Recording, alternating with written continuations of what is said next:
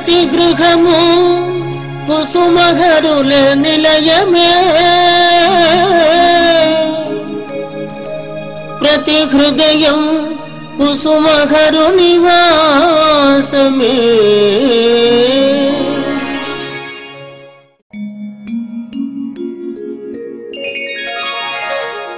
ప్రతి గృహము కుసుమర్ల నిలయము 836వ ఎపిసోడ్లోని విశేషంలో శ్రీ హర్నాథ్ మహాప్రభుని అద్భుత సందేశము విశదీకరించుచున్నవారు శ్రీ శ్యామసుందర్ USA. ప్రతి గృహము కుసుమార్ల నిలయము 836వ ఎపిసోడ్కు స్వాగతం, సుస్వాగతం. శ్రీ హర్నాథ భక్త కోటిలో పార్సీ మతస్థులను, క్రైస్తవులను, మహమ్మదీయులను, జూ మతస్థులను, వల్లభాచార్య సంప్రదాయులను, శైవులను, కాళీ భక్తులను కలరు. శ్రీ హర్నాథుడే తన ప్రభు అని వారందరి విశ్వాసం. ఒకరిని సాక్షాత్ భగవంతుడని ఆయన నామమును స్మరించుట, ముక్తి ప్రథమను దృఢ సంకల్పము కలుగుట భగవానుడు తప్ప సామాన్య పురుషులెవరునూ తన అంచరులకు ప్రసాదింపలేరు.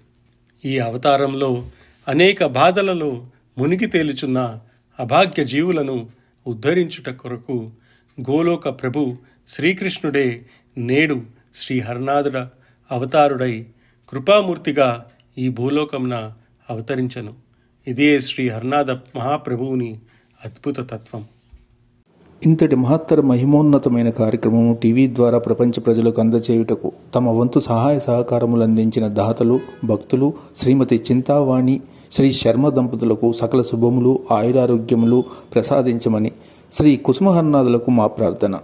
సుప్రభాతం గానం చేసిన వారు శ్రీ కె నాగేశ్వరరావు గారు.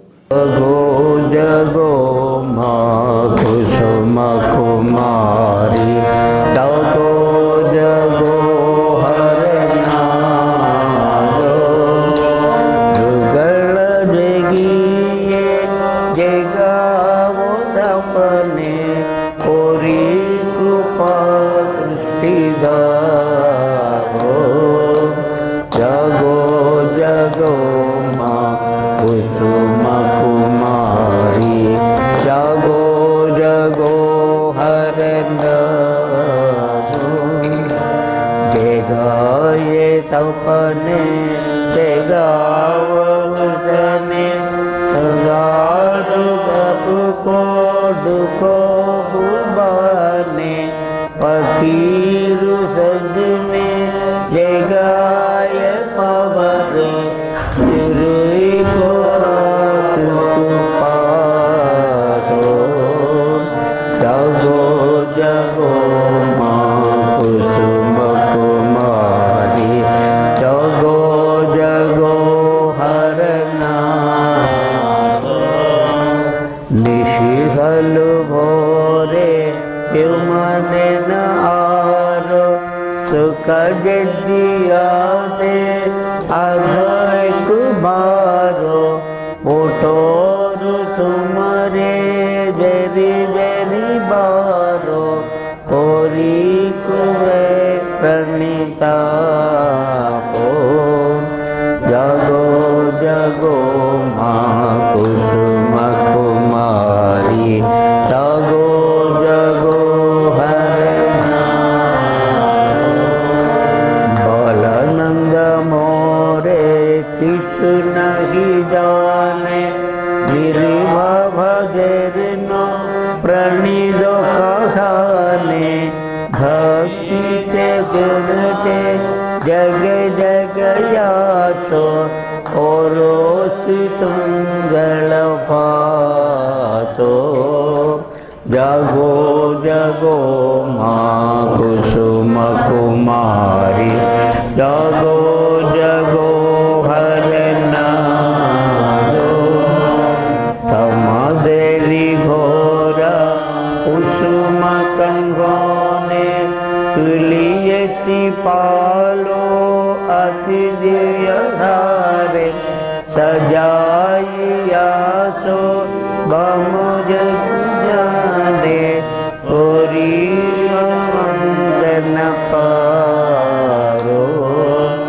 जागो जगो माँ कुसुम कुमारी, जागो जगो हर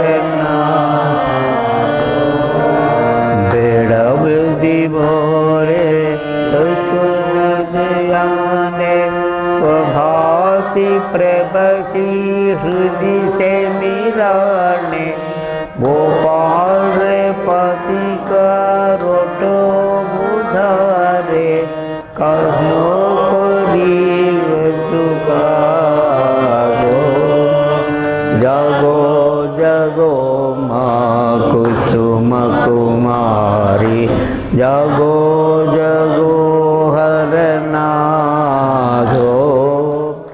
మధుర కవి శ్రీ పెండ్యాల సీతారామయ్య గారు రచించిన పాట త్వరపడుమా త్వరపడుమా ప్రభుహరనాథుని ప్రేమ పిలుపు. ఈ మధుర గీతం యొక్క విశిష్టతను తెలియచేయుచున్నవారు విద్యావేత్త శ్రీమతి చింతావాణి శర్మ గారు, కాకినాడ. నా పేరు చింతావాణి, మా వారి పేరు చింతా కామేశ్వర శర్మ, మాది కాకినాడ. శ్రీ శ్రీ పెండ్యాల సీతారామయ్య నాన్నగారి మధురమైనటువంటి గీతాల నుంచి ఒక గీతం ఇప్పుడు మనం పరిశీలిద్దామా, ఒకసారి చూద్దాం. ఆయన గీతాన్ని పరిశీలించేటువంటి శక్తి అది మనకేమీ లేదు. కాకపోతే భక్తులందరూ ఆయన యొక్క మధురమైనటువంటి గీతాల వల్ల లాభాన్ని పొంది ఆ పాటలను ఆలపిస్తూ ఆ పాటల ద్వారా తమ మనసులో ఉండేటువంటి భావాన్ని ప్రభువుకు విన్నవించుకోవడానికి అవి కరదీపికల్లా ఉన్నాయి. ఇటువంటి పాటలు, ఈ మధురమైనటువంటి గీతాలన్నీ కూడా మనకి కరదీపికలే. మనం ప్రభువుకి మన మనసులోనే మాటను చెప్పుకోవాలంటే మనం వేరే కొత్త కొత్త పాటలు కట్టక్కర్లేదు, నేను రచయితని అని చెప్పేసి వేరే రాయక్కర్లేదు. ఈ పాటల్లో ఉండేటువంటి భావాన్ని, ఈ మాధుర్యాన్ని మనం మన పదాల్లో, మన మాటల్లో ఆయన ముందు ఉంచగలిగితే అదే 10,000. ఇప్పుడు మనం ఈ త్వరపడుమా త్వరపడుమా ప్రభుహరనాథుని ప్రేమ పిలుపులవి వినబడుచున్నవి రమ్మనుచు పరమార్థము చేయకొను మనచు. ఈ పాట చూద్దాం ఒకసారి. త్వరపడుమా త్వరపడుమా ప్రభుహరనాథుని ప్రేమ పిలుపులవి వినబడుచున్నవి రమ్మనుచు పరమార్థము చేకొను మనచు. ఈ సంసారం అనేటువంటి వృక్షం మీద 2 పక్షులు ఉంటాయిట.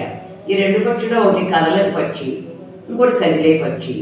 కదలని పక్షి ఈశ్వరుడు, కదిలే పక్షి జీవుడు. ఈ జీవుడు కదిలి కదిలి కదిలి ఎక్కడికి చేరాలి? ఆ కదలనేటువంటి ఈశ్వరుడు అనేటువంటి పక్షిని చేరాలి. అంటే ఆత్మ పరమాత్మలో లీనం కావాలి, దానికి త్వరపడాలి. అది ఆయన చెప్తున్నారు. మనం భావాన్ని అర్థం చేసుకోవాలి. ఊరికే ఊకదంపుడుగా పాడేసుకోవడం కూడా కాదు ఆయన పాడేది కదా అని. ఆయన ఎంత మానసికమైనటువంటి శోధన చేసి చేసి చేసి మనసుని ఎంత కవ్వంలాగా మదించి మదించి మదించి అప్పుడు ఆయన హృదయంలోంచి పాటలు బయటకు వచ్చే మనం చెప్పగలమా? చెప్పలేము. అని అప్పుడు మనకి ఆయన చెప్తున్నారు, త్వరపడుమా త్వరపడుమా ప్రభుహరనాథుని ప్రేమ పిలుపులు వినబడుచున్నవి రమ్మనుచు పరమార్థము చేయబడి. ఆయనే పిలుస్తున్నాడు అని. ఆ సంసారం అనేటువంటి వృక్షంలో ఉండేటువంటి జీవుడు అనే పక్షిని ఈశ్వరుడు అనేటువంటి పక్షి రా రా రా నా వైపు రా, నువ్వు ఇంకా పరమార్థాన్ని చేరుకో. ఎన్నాడు ఈ సంసారం అనేటువంటి ఈ కోపంలో, ఈ మల కోపంలాగా ఈ బురదగుంటలో పడి ఇంకా ఇంకా ఇంకా నలిగిపోతూ ఇంకా ఇంకా ఏదో అనిపించాలి వాళ్ళకి ఇది చేయాలి, పిల్లల పెళ్ళిళ్ళు చేయాలి, మన పెళ్ళిళ్ళు చూడాలి. ఎన్నాడు తపన? నా వైపు రావా, రా, ఇంకా రా, పరమార్థము చేయకొను. అసలు ఏమిటి అర్థం? మామూలు ఈ దానం, ఈ ప్రపంచం ఇది శాశ్వతం కాదు. ఆ పరమైనటువంటి అర్థం ఏముంది? అది శాశ్వతం. ఆ దాన్ని పొందడానికి నువ్వు నా వైపు రావాలి. నేను నిన్ను 4 అడుగులు వేసి నిన్ను తీసుకుంటున్నాను దగ్గరికి, కానీ నువ్వు 1 అడుగు వేస్తే నేను 10 అడుగులు నీ వైపు వేస్తాను. సాయిబాబా అదే చెప్పారు, 1 అడుగు నువ్వు నా వైపు వేసి చూడు, నేను నీ వైపు 10 అడుగులు వేస్తానని. అలాగే ఇక్కడ ఈయన చెప్తున్నారు సీతారామయ్య గారు, రమ్మని ప్రభు పిలుస్తున్నాడు. ఆ పిలుపు మనం వినటం లేదు. మన చెవుల్లో సీసం పోసుకున్నట్టుగా ప్రపంచం వైపు తిరిగాం మనం. ఆ సీసాన్ని కరిగించుకొని దాన్ని తీసేసి చెవుల్లో ఉండేటువంటి శ్రవణ రంధ్రాలు ఉండే అట్టులన్నీ తొలగించుకొని, అసలు ఈ రంధ్రాలు ఎందుకు పెట్టాడు? కళ్ళకి రంధ్రాలు పెట్టాడు, చెవుల్లో లోపలికి నామం వెళ్ళడానికి పెట్టాడు, భగవంతుడికి సంబంధించిన వాసన పీల్చడానికి ముక్కుకి పెట్టాడు రంధ్రాలు, కళ్ళతో ఆయనకు సంబంధించిన విషయాలు చూడడానికి పెట్టాడు, నాలుగుతోటి ఆయనకు సంబంధించిన ఆయన నివేదన చేసిన పదార్థాన్ని ఆస్వాదించడానికి 4 పెట్టాడు, రుచిని ఆస్వాదించడానికి. చర్మాన్ని ఆయనకు సంబంధించిన ఆయనకు అలదినటువంటి గంధాన్ని, తులసిని వాసన చూడడానికి మనకి ఈ చర్మాన్ని ఇచ్చాడు. అయితే మనం ఏం చేస్తున్నాం? ఈ పాఠ్యభౌతికమైనటువంటి ఈ శరీరాన్ని మనం విషయ వాసనల వైపు తిప్పేస్తున్నాం. మనం తిరగాల్సింది అటు ఆ పరమ అర్థం వైపు తిరగాలి. తిరుగుతున్నామా? లేదు. అందుకని ఆయన పిలిచేస్తుమా, మీరందరూ కదిలికి రావాల్సుమా అని సీతారామయ్య గారు చెప్తున్నారు అతి నెమ్మదిగా మృదు మధురమైన మాటలతోటి. ఆయన తను వెళ్తున్నారు, తను వెళ్తూ ఒక్కడు వెళ్ళలేదు. ఆయన మనందరినీ అటు నడిపించేటువంటి ప్రయత్నంలో ఆయన కంకణబద్ధుడాగా నడుము కట్టుకుని ముందుకెళ్ళాడంటారే, నడుము బిగించి ముందుకెళ్తున్నాడు ఆయన.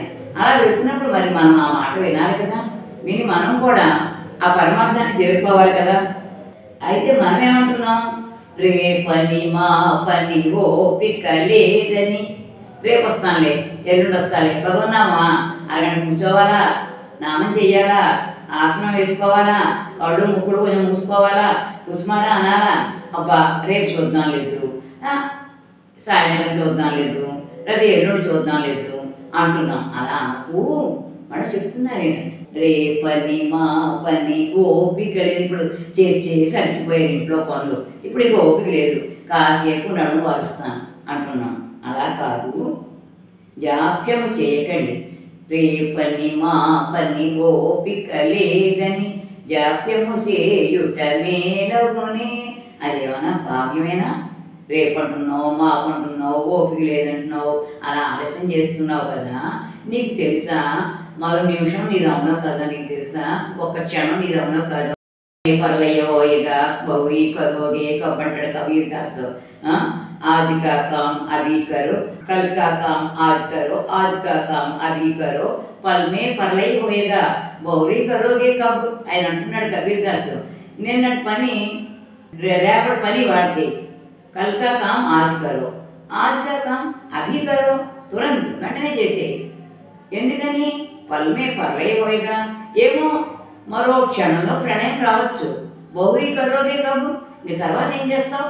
రేపో మాపో, రేపని మాపని ఓపిక లేదని జాప్యం చేస్తే తర్వాత నిమిషం నీది అవునో కాదో, నువ్వు ఉంటావో ఉండవో, అయ్యో నేను ఉన్నాడు ఇప్పుడు లేడంటున్నారు ఎంతోమందిని.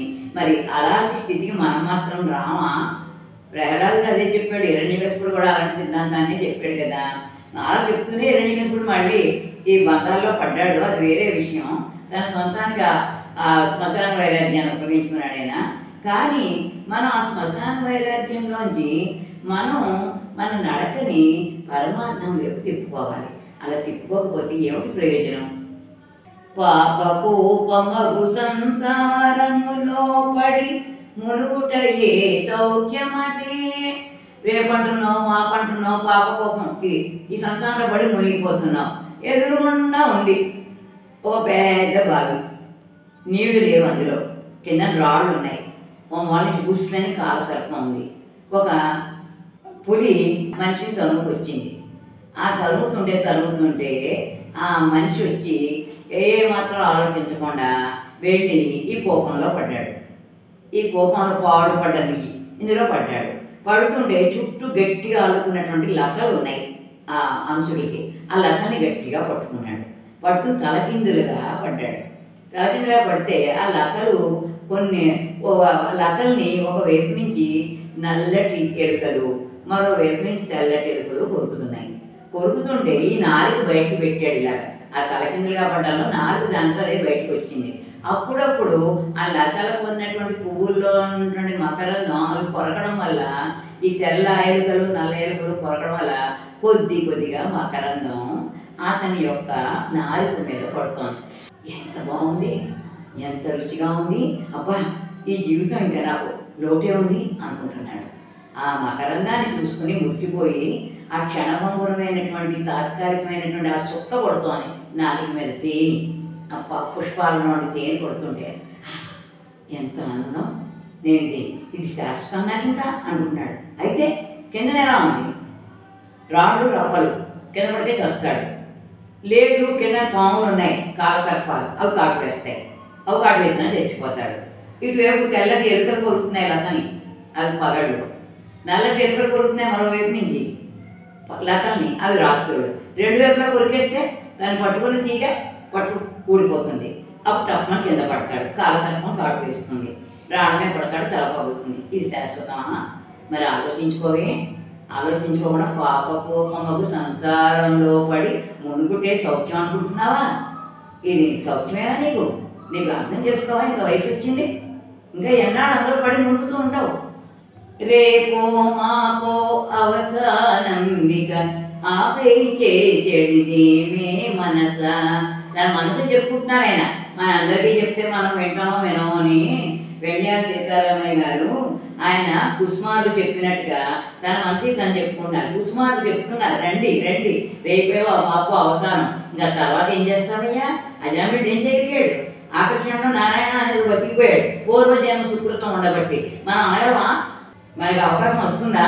నారాయణ అంటామా, పీచు అంటాం. నారాయణ అన్నమాట అంటే నారా చూపించి కొంచెం సమానం అంటాడేమో అని నార చూపించేట కొడుకు పీచు అన్నట్ట వృద్ధుడు ఎవడం. అంచేత అలాగా ఇంకా మనకి రేపో మాపో అవసానం వస్తే ఆ పేరు నువ్వేం చేయగలవు? అప్పుడు ఎలా చేస్తావా? ఈ జీవుడు వేస్తాడా? ఈ జీవాత్మ కదులుతుందా? ఈ పాంచభౌతికమైన శరీరంలో కదులుకుంటుందా? ప్రాణాపాన యాన సమాన ఉదాహరణ నాగపూర్వకృపణ దేవదత్త ధనంజయని 10 వాయువులు బయటికి పోవా? బయటికి పోతే ఆ వాయువులన్నీ బయటికి పోయాక కట్టెలా అయిపోయినటువంటి శరీరాన్ని చూసుకొని ఏం చేస్తావయ్యా? శ్మశానంలో కర్రలు పడేసి కాల్చడం తప్ప. అప్పుడు ఇంకేం చేసింది ఉంది? అప్పుడు ఏం చేస్తావు? ఇప్పుడు చెయ్యకపోతే ఇప్పుడే కదా నువ్వు చెయ్యాలి. ప్రేముని సాన్నిధ్యము పడసెడు దినూరమ్మని అనుకొనకే. నామం చేయి నిరంతరం నామం చేయి. ప్రభుని సాన్నిధ్యం నీకు దక్కుతుంది. అది ఎంతో దూరంలో లేదు. త్వరపడు, నీ వంతు కృషి నువ్వు చేయి. త్వరపడు. అభయహస్తమిచ్చుచు అదిగో అల్లదిగో ప్రేమను రమ్మని నీవిక. ఆయన పిలుస్తున్నాడు అక్కడి నుంచి. రా అని ఈశ్వరుడు అనేటువంటి పక్షి పిలుస్తోంది జీవుడు అనేటువంటి పక్షిని. నా వైపు రా అని అభయహస్తం కూడా ఇస్తోంది. నీకేం భయం లేదు. నువ్వు ఇన్నాళ్ళు చేసినటువంటి పాపాలు ఏమన్నా అవి తీసేస్తాను. అవి నేను నా ముక్కును వేసుకుంటున్నాను. నువ్వు నిశ్చలంగా ఉండు. నీ కర్మబంధాలన్నీ ఉండవు. అవి నేనే భరిస్తాను. హాయిగా నామం చేసుకో. గొడవతమని చెబుతుంది కానీ రా అని ఆయన పిలుస్తున్నాడు. అభయహస్తం ఇటు అభయహస్తం. ఓసారి అమ్మ వైపు చూపిస్తున్నాడు, ఓ చెయ్యి అమ్మ పాదాలు పట్టుకో నువ్వు సంసారంలో మనగంటున్నాడు. ఓసారి చెయ్యి పైకి ఎత్తుతున్నాడు, అభయాన్నిస్తున్నాడు, చూపిస్తున్నాడు, రమ్మంటున్నాడు. మనం డ్రెస్సే మస్, నేను కదలను, నేను ఇక్కడే ఉంటాను, నాకు ఇది బాగుందా? ఎన్నాడు బాగుంటుంది? యోగ సాధనల పని ఏదిక. అష్టాంగ యోగ మార్గం ఉంది. యమనియమాసనం, ప్రాణాయామం, ధ్యాన, ధారణ, సమాధి. ఆ యోగ సాధన చెయ్యాలా? అక్కర్లేదు. యోగ సాధనల పనేమీ లేదు. అవి నిరసించడం లేదు. కాకపోతే వాటి అవసరం లేదని చెప్తున్నాడు.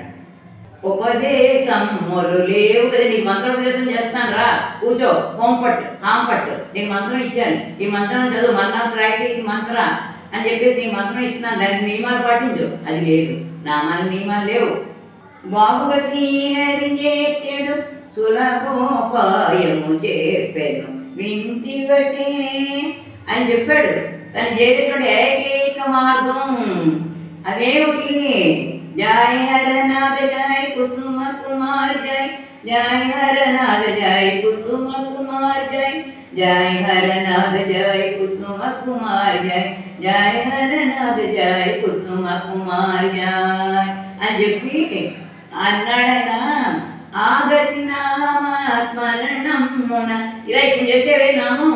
ఈ నామంతో ఈ విధంగా నామం చెయ్యి, ధరించిపోతావు. నామస్మరణమున పరమానందమున తేలుచు నీవిక. అప్పుడు ఇంక నీకేమిటి? శాశ్వతమైన ఆనందం, బ్లిస్. ఓసారి ఉండి ఓసారి పోయేటువంటి ఓ వస్తువు వస్తే సంతోషం, మరో వస్తువు పోతే ఆ దుఃఖం, ఇవేమీ లేవు. శాశ్వతమైనటువంటి పరమానందం, బ్లిస్ పొందుతావు. అటువంటి పరమాత్మ యొక్క సన్నిధిని చేస్తావు. ఆ సన్నిధిలో నీకు అంతా సుఖమే, అంతా ఆనందమే. అటువంటి ఆనందమయమైనటువంటి ఆ భగవంతుడి యొక్క సన్నిధిని పొందడానికి నువ్వేం చెయ్యాలి? త్వరపడుమా, తొందరపడుమా. ప్రభుహరనాథుని ప్రేమ పిలుపులవి వినబడుచున్నవి రమ్మనుచు, పరమార్థము చేయకొను మనుచు అని తొందరపడి నిరంతరం నామం చేయి. ఆపకు. ఒక శివలింగం మీద ఏ విధంగా అయితే ఒక నూనె తైలధార పడుతుంటే వ్యవధానం కనిపించదు మనకి. అలాంటి తైలధార శివలింగం మీద పడుతున్నటువంటి విధంగా నువ్వు నామం చేయి. తరించిపో. నీ చుట్టుపక్కల వాళ్ళని కూడా తరింపు చేయి. కుసుమహరా. శ్రీ ఈశ్వర్ కుమార్ గారు తెలిపిన విశేషములు వినండి. ఈ కార్యక్రమాన్ని 826 ఎపిసోడ్లుగా చేసుకుంటూ ఇంకొక 150 ఎపిసోడ్లను మనం ఇప్పుడే అడ్వాన్స్గా చేయాలనే కోరికతో విజయరామయ్య గారు పాపం ఎంతో కష్టపడి, అంటే మనకు మోసిటోనికి తెలుసు కావడి బరువు అన్నట్టు, మనము అమౌంట్ ఇస్తాం కావచ్చు ఒక ఎపిసోడ్కు, కానీ మొన్న ఎగ్జాంపుల్ చెప్తా, 3 రోజుల కార్యక్రమాన్ని కుసుమహర్నాథ ప్రచార సంస్థ 3 రోజులు కార్యక్రమం తీస్తే ఇల్లందులో అది కేవలం 75 నిమిషాలను కట్ చేయాలి. దాన్ని అంటే ఎవరిని కట్ చేయాలి, ఏం కట్ చేయాలి, ఎన్ని మొత్తం చూడాలి. అవి ఆ 3 రోజుల ప్రోగ్రాం చూస్తే ఎవరి కట్ చేయాలి అనేది తెలుస్తుంది. అంత కష్టపడి ఒక ప్రోగ్రాంకు 3 గంటల నుంచి 4 గంటలు కష్టపడి ఎడిటింగ్ చేసేసి దాన్ని మనందరికి చూపిస్తున్న శ్రీ విజయరామయ్య గారికి ప్రత్యేక కృతజ్ఞతలు తెలియజేస్తూ, అలాగే మనమందరం కూడా వీలైనంత వరకు ఎవరి ఇంట్లో ప్రోగ్రాం పెట్టుకొని విజయరామయ్య గారిని పిలిచి తమ వంతు కార్యక్రమంగా ప్రతి ఒక్కరు ఒక ఎపిసోడ్ ఇచ్చినట్టయితే ఇంకొక 150 ఎపిసోడ్లు శ్రీ విజయరామయ్య గారు అక్కడ దగ్గరుండి చేయించాలనే కోరికతో, అంటే 1000 ఎపిసోడ్లు పక్కా ఉండాలి నా ఆధ్వర్యంలో అనే కోరిక మీద విజయరామయ్య గారికి మనం అందరం కూడా కోఆపరేషన్ చేసి కృషి చేసి ఆర్థిక సహాయం అంటే దయచేసి అందరూ కూడా శ్రీ విజయరామయ్య గారికి కోఆపరేషన్ చేసి ఒక్కొక్క ఎపిసోడ్ ఇవ్వాలని కోరుకుంటూ, నా పేరు విజయరామయ్య. ప్రతి గృహము కుసుమహర్ నిలయము కార్యక్రమము ప్రతి ఆదివారం మధ్యాహ్నం 1 గంటకి, తర్వాత మళ్ళీ రాత్రి 11 గంటలకు కూడా అదే కార్యక్రమం రిపీట్ అవుతుంది. ఈ కార్యక్రమం గత 16 సంవత్సరాల నుంచి నిరంతరాయంగా జరుగుతున్నది. మన దేశంలో కాదు, ఇతర దేశంలో ఉన్న వాళ్ళు కూడా వాళ్ళ లీలలు అవన్నీ జరిగిన కార్యక్రమాలు కూడా దీంతో పొందుపరుస్తున్నాం. అట్లాగే ప్రచార సంస్థ వాళ్ళు చేసిన కార్యక్రమాలు, ఇతర గ్రామాల్లో జరిగే కార్యక్రమాలు కూడా ఈ ప్రోగ్రాంలో చూడలేని వాళ్ళు, పెద్దవాళ్ళు, ఇంటి దగ్గర ఉన్న వాళ్ళకు కూడా వాళ్ళ టీవీలో ప్రసారం అవుతున్నది. కావున మీరందరూ చూసి ఈ కార్యక్రమాన్ని ఆశీర్వదించి, ఇంకా మన బాబా కుసుమాల ప్రచార నిమిత్తం చేస్తున్నాం, ఇంకోటి కాదు ఇది. ఈ కార్యక్రమం నిరంతరాయంగా జరిగితే మన కుసుమహరులు ప్రపంచమంతా తెలియాలనేది నా కోరిక. కాబట్టి మీరందరూ తమ వంతు సహాయ సహకారాలు అందించి ఈ కార్యక్రమం నిర్విఘ్నంగా 1000 ఎపిసోడ్లు కాదు ఇంకెక్కువ ఎపిసోడ్లు చేయాలని నా కోరిక. కుసుమహార దివ్యమంగళ హారతిని తిలకించండి.